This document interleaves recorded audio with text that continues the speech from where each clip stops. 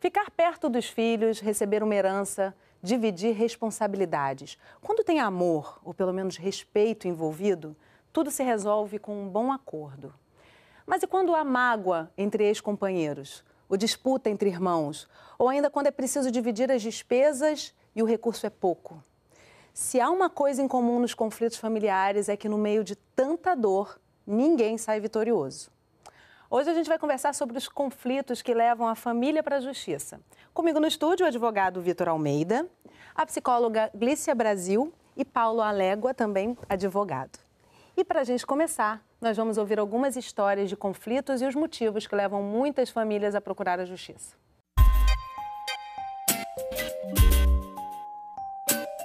Você conhece alguma causa familiar que tenha chegado à justiça? Conheço. Como é que foi esse caso? E aí, uma história tão enrolada. Sempre são, né? Sempre. Para chegar na justiça, é porque realmente não tem mais como resolver amigavelmente. Já houve casos de precisar resolver, mas nunca foi até a justiça, não. Sempre foi resolvido com acordo. Amistosamente, como é que se faz isso? Amistosamente também. Foi a minha irmã, né? Com a ex-nora dela, né? Ela descobriu que ele tinha um caso há 5, 6 anos com uma pessoa. E aí ficou muito ódio. E ele parou de pagar as coisas. E ela pedindo. E ele parou de pagar tudo. E aí não teve conversa. Se existe uma diferença de opinião, né, assim, você acaba tendo que ter confronto, né? Mas muitas vezes, quase todas as vezes, assim, eu abri mão de determinadas situações porque foi envolvendo o filho e eu acho que a criança é a que mais sofre nessas situações. Tem olho grande, é muito gananciosa, quer tudo da minha irmã, entendeu? E a minha irmã já paga um salário já para a neta, entendeu? E ela fica perturbando. Aí foram resolver na justiça. Quem entrou na justiça? A ex-nora. Fica sempre entrando na justiça, sempre. Pedindo pensão de alimento? Isso. E o meu sobrinho, que é o filho da minha irmã, já dá pensão para a filha, né? Mas ela fica enchendo o saco da minha irmã, perturbando o tempo todo. O que falta na hora dessa discussão familiar para que isso não precise chegar numa via judicial? As pessoas que eu conheço que chegam na justiça se separaram mal. Quando envolve assim, separação, uma vez foi separação, as questões são muito mais emocionais do que questão de justiça mesmo, né? E na sua opinião, como é que a justiça trata esses casos? Quando eu perguntei, aí tem alguma notícia? Não tem notícia. E tem. Saiu mandado de prisão e não sei o que, não sei o que lá, não sei o que lá. E aí, o que vai acontecer? Não acontece nada. Muito lenta. Lenta demais. Até que ponto é o seu ego, até que ponto você está afetando mais pessoas ao seu redor, que no caso de quando tem filho, criança, é o que fica muito evidente.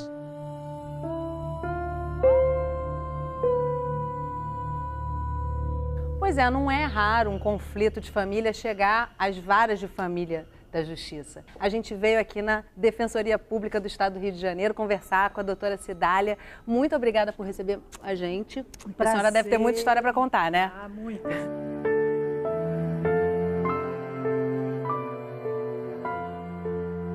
Na vara de família, o que eu mais percebo é o seguinte: as pessoas demoram mais de se convencerem de que devem chegar a uma conclusão e encerrar o conflito. Por exemplo, numa vara civil, as pessoas querem resolver logo o problema, né? Numa vara de família, muitas vezes não. Muitas questões se repetem, nós vemos casos muito parecidos, às vezes a gente tem a sensação, já decidi um caso, esse caso, não, é um caso novo.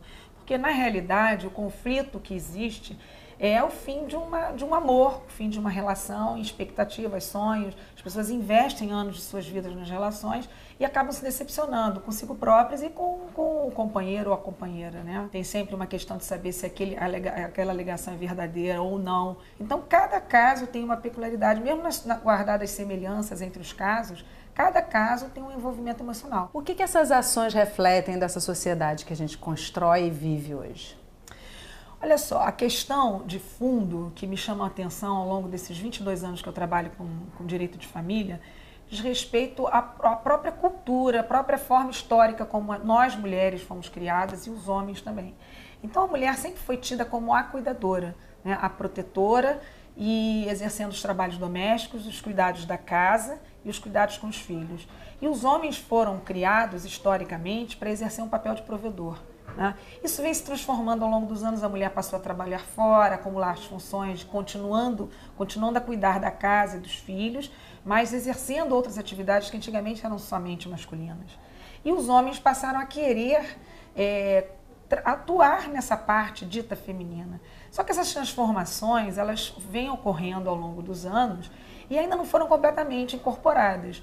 E hoje, com a criação de novas leis, como a Lei de Guarda Compartilhada, Lei de Alienação Parental, eu percebo que há um interesse em se mudar essas questões de uma forma muito abrupta, no sentido de se impor uma legislação para resolver uma questão que é cultural. O casal se separa e o casal muitas vezes não tem a sabedoria de poupar os filhos daquela situação desgastante. Então, muitos usam as crianças, um para agredir o outro. E, no fim, a vítima é a criança. Sempre, né? Sempre a criança. Então, poupar a criança, não falar mal do pai, não falar mal da mãe. Para a criança, aquele pai é o pai, a mãe é a mãe, eles amam incondicionalmente, né? Então, numa ocasião, numa audiência, o juiz perguntou para uma menina de 13 anos, os pais estavam disputando a guarda. E o juiz perguntou para ela: em que casa você quer ficar? Com quem você quer morar? E ela, com os olhos cheios de lágrimas, disse para o juiz: eu quero ficar com os dois.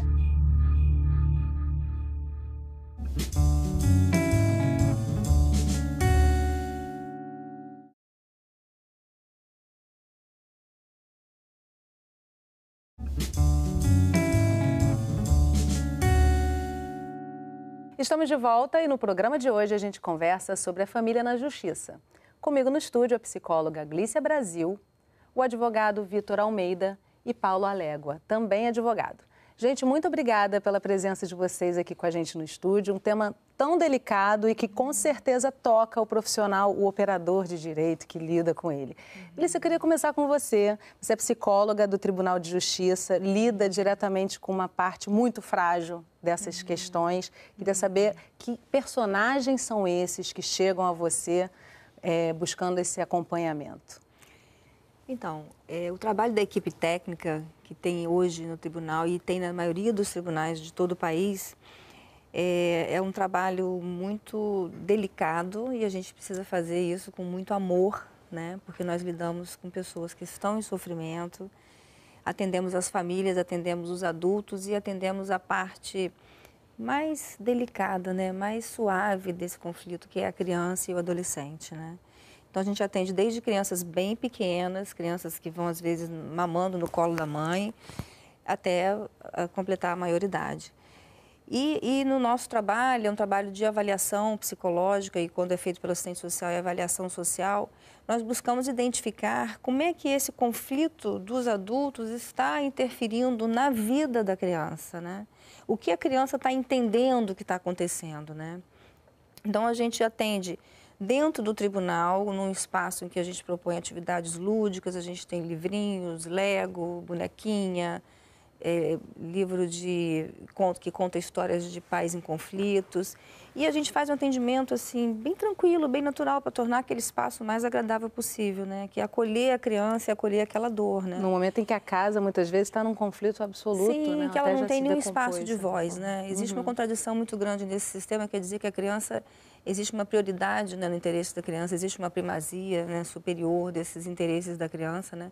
E o que a gente percebe na prática é que a criança é colocada de lado, que o conflito dos pais está num ponto tão exacerbado que a criança não consegue ter voz. Na verdade, embora a lei diga que a criança tem um interesse prioritário, acaba que, na prática, o seu interesse é deixado de lado, né? Ou seja, ela, de fato, não tem voz, ao invés de ser um sujeito de direito, né? Um sujeito de direito com atenção especial, acaba sendo colocado em segundo plano. E o seu interesse, no mais das vezes, ele é completamente renegado, né? Falar de justiça familiar, vamos chamar assim, a vara de família, a advocacia, quando se volta para a justiça da família, ela é falar de criança, né? Eu acho que é falar, né? acima de tudo, de dramas familiares, mas eu acho que a doutora Glé falou muito bem que os novos papéis, tanto que o homem e a mulher exercem dentro dessa família contemporânea, o protagonismo da criança, que, né, a Constituição de 88 acabou dando esse protagonismo, de fato acaba gerando uma judicialização maior desses conflitos familiares, ou seja, um aumento sensível, porque há uma mudança, ou seja, a gente está num período de plena mudança dentro do contexto familiar. Então, acho que é falar de dramas familiares, é falar de sujeitos frágeis, fragilizados, que estão machucados, que estão frustrados, porque o projeto de vida nem sempre foi aquele que eles, né, lá atrás, no início, almejaram. Paulo, eu deixei você por último, não foi à toa, né? Porque você se tornou advogado pela vivência que você teve com as suas duas filhas, e que é muito comum, né? É verdade. Aí eu queria que você trouxesse rapidamente essas suas duas experiências e como é que é ser um advogado, um operador do direito, tendo estado fortemente do outro lado da questão. Em muitas entrevistas que eu vou, até no dia a dia, as pessoas me convidam a pensar como é que é ser pai, guardião, porque eu tive a guarda de duas, e tenho a guarda da segunda filha ainda, e também conseguir transitar.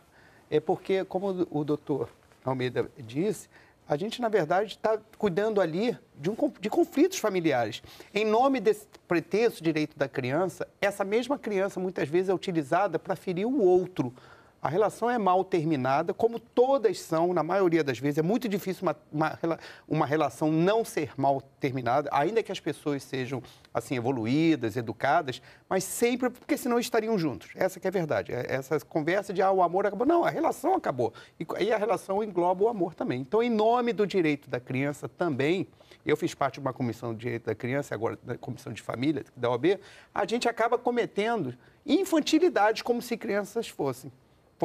E até mesmo advogados se comportam de uma forma infantilizada, e eu diria que até já vi audiências em que tudo fica infantilizado, tentando resolver no objeto criança, no direito da criança, que é previsto no ECA, agora na Lei 13.058 de guarda compartilhada, uma relação que não deu certo. Eu acho que eles têm que se respeitar, sim. O Estado é chamado, como o doutor disse, a interferir no final de uma relação, e se ele foi chamado, ele tem que ter uma postura de solução. E essa solução é uma solução fática daquela situação, daquele ex-casal, daquele filho. E, às vezes, se infantiliza. Não, vocês vão ficar amigos. Se não tiver amizade, não vai ter nada. Eu, como pai, indo diretamente à sua pergunta, eu tive a guarda de uma filha por 8 anos, que depois se reverteu à compartilhada. E depois lutei por outros 8 anos, incluindo esse período, pela guarda de uma filha, que transitou 4 ou 5 anos o processo aqui no Rio, e mais 2 anos em Brasília. Adoraria ter feito a infância de uma criança, né? Eu perdi a infância da minha filha. E hoje eu tenho a guarda compartilhada dela, que é bem comemorada. E a guarda compartilhada, ela é um remédio, sim, contra a alienação parental. Mas não é um remédio definitivo. É como um câncer. Você tem que ir lá, de vez em quando, dar uma quimioterapia, executar uma sentença. Mas é a melhor solução. Porque a guarda, eu acho que a gente vai falar disso, doutor, também, ela nada mais é do que a continuidade do poder familiar.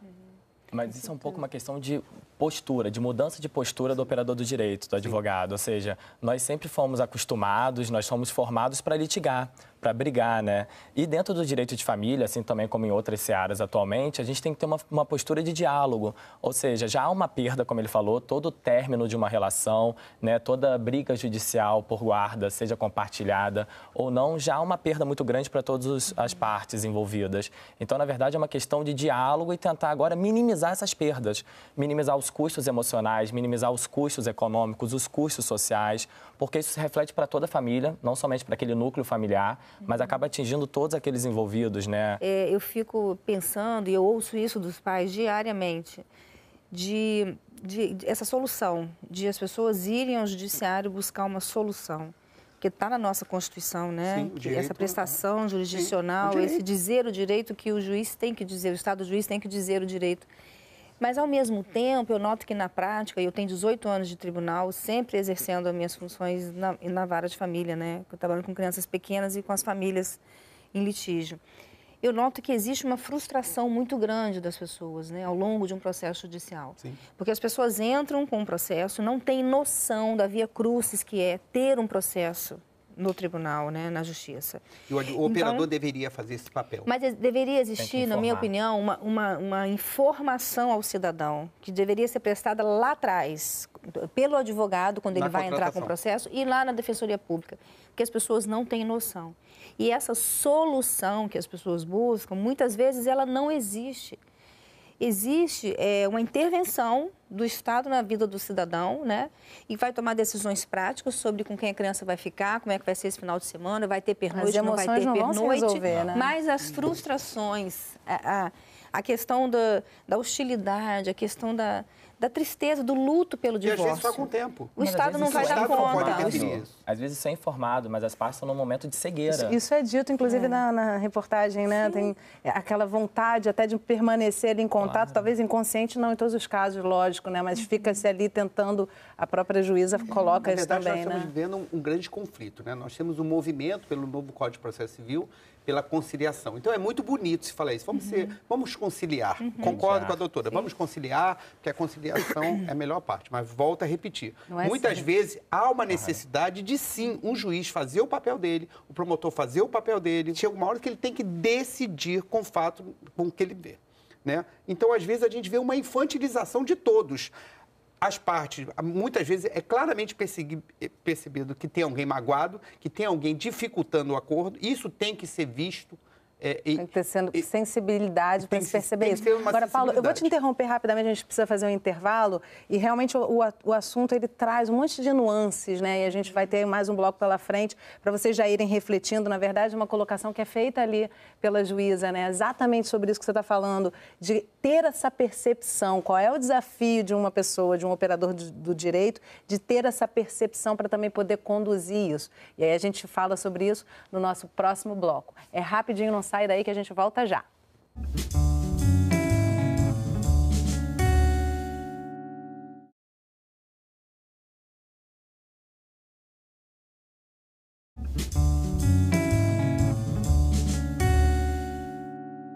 Estamos de volta e no programa de hoje a gente conversa sobre a família na justiça.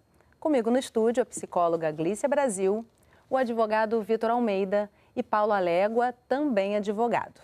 Gente, eu interrompi vocês, assim, é caloroso o debate, né? Porque é impressão minha, o trabalhar-se com a justiça da família traz um envolvimento emocional naturalmente, assim. Você se recorda de algum fato, se recorda de um caso que um amigo passou, que um colega, um parente próximo. Então, acho que ser especialista em direito de família, sem sombra de dúvida, é viver um pouco a cada dia sua história ou imaginar histórias de outras pessoas. Acho que essa proximidade gera isso. Eu acho que acaba acontecendo, pelo menos é assim que eu vivencio isso, né?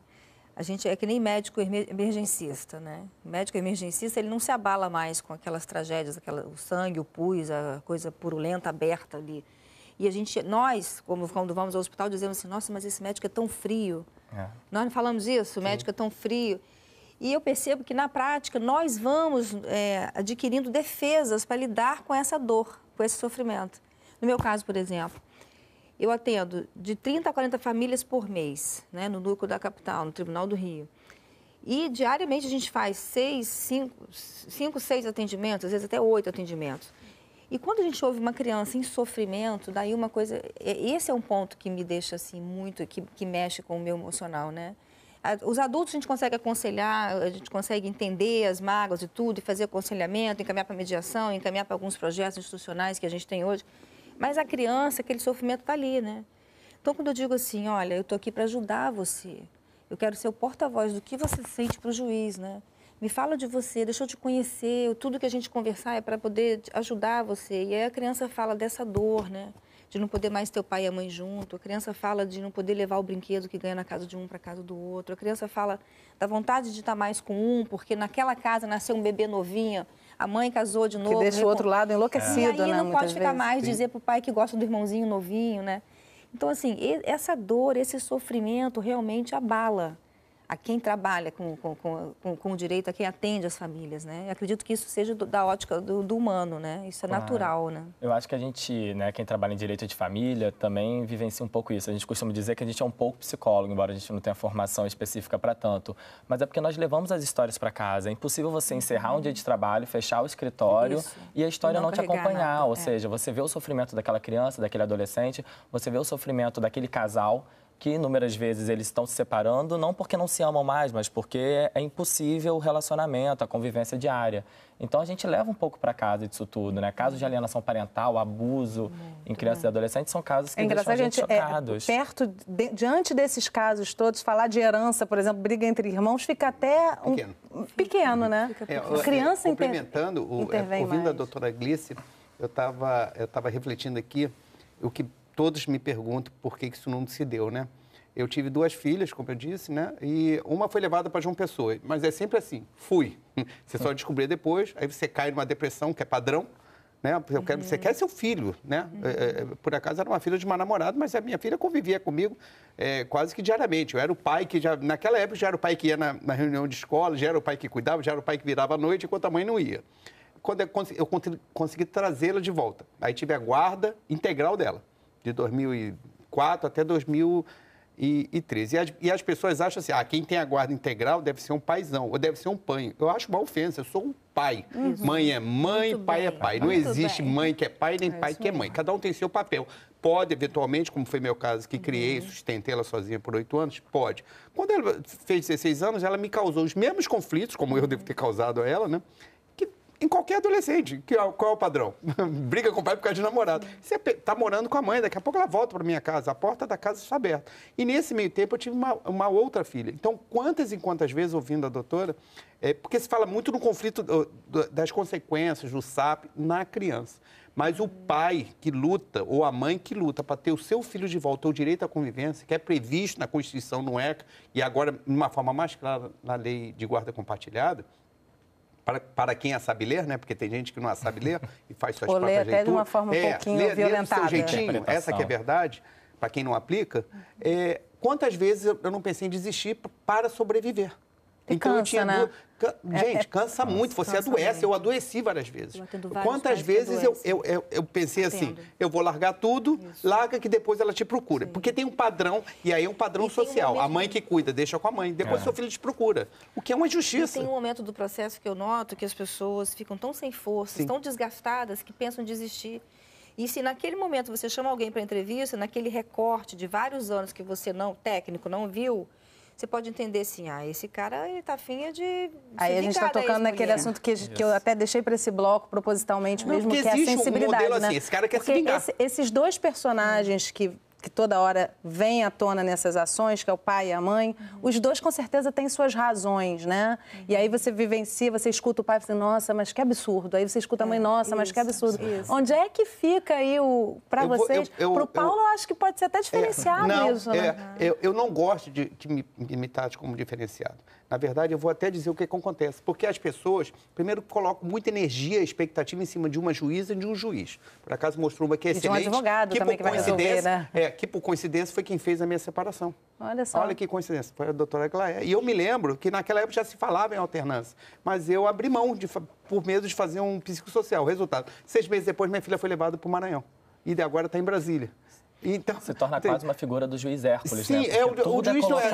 Nenhum juiz é infalível e nenhum promotor é. E o mais importante, além de errarem, eles trazem, não deveriam, mas trazem para dentro dos seus julgamentos, seus pareceres, seus entendimentos, a sua própria história.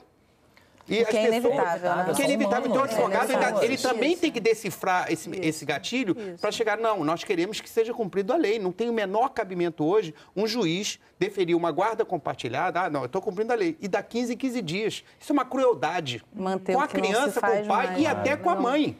Porque se uma mãe fica hoje com uma guarda unilateral, isso é errôneo, inclusive com ela, porque ela vai virar a grande guardiã e o pai vai curtir a vida dele. Fala, Vitor, que a gente precisa acho que, na verdade, a figura do juiz, a gente sempre deposita essas esperanças, é a figura do tudo ou nada. Sim. A decisão dele nunca vai ser melhor para ambas as partes, ou seja, o melhor é o diálogo e concessões recíprocas, porque só assim as partes vão chegar no resultado adequado. E aí eu termino até com uma fala ali da matéria, né? O melhor é construir uma relação saudável, pensando que ela pode não ser eterna, mas pode ser frutífera para sempre, né? Boa, agradável. Gente, muito obrigada. É um tema abundante, porque é um tema, na verdade, que é a justiça do humano, né? No final das contas, é isso. Muito obrigada pela presença de vocês aqui com a gente. E obrigada a você que acompanhou a nossa conversa aqui pelo Canal Saúde, pela internet, por um dos nossos canais parceiros. A gente adora quando vocês mandam mensagens e sugestões de temas. Então escreve para a nossa página, manda um e-mail, liga para a gente. Eu espero você na nossa próxima Conversa em Família. Tchau!